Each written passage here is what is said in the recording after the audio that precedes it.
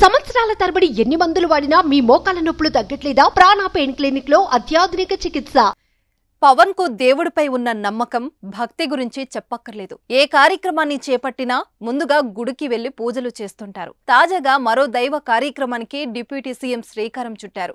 బుధవారం నుంచి వారాహి అమ్మవారి దీక్ష చేయనున్నారు. ఈ నెల 26వ తేదీ నుంచి 11 రోజుల పాటు వారాహి దీక్షలో పవన్ ఉండనున్నారు. ఈ దీక్షలో భాగంగా పండ్లు, ద్రవాహారం మాత్రమే తీసుకుంటారు.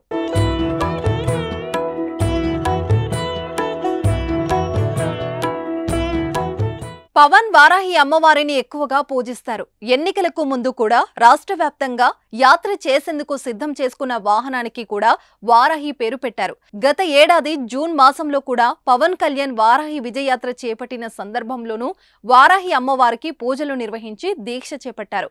ఇటీవల ఆంధ్రప్రదేశ్ ఎన్నికల్లో ఘన విజయం సాధించడంతో ఈ ఏడాది కూడా దీక్ష చేపట్టబోతున్నారు. అంతకుముందు కూడా పవన్ దీక్ష చేశారు. 2020లో చతుర్మాస్య దీక్ష చేశారు. ఇది చాలా కఠినమైన దీక్ష.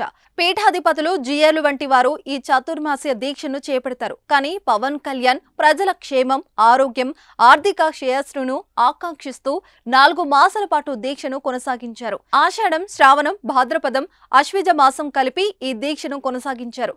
దీక్షలో ఉన్నంత కాలం పవన్ కళ్యాణ్ మాంసాహారానికి దూరంగా ఉన్నారు. ఒక పూట మాత్రమే ఆహారం తినేవారు.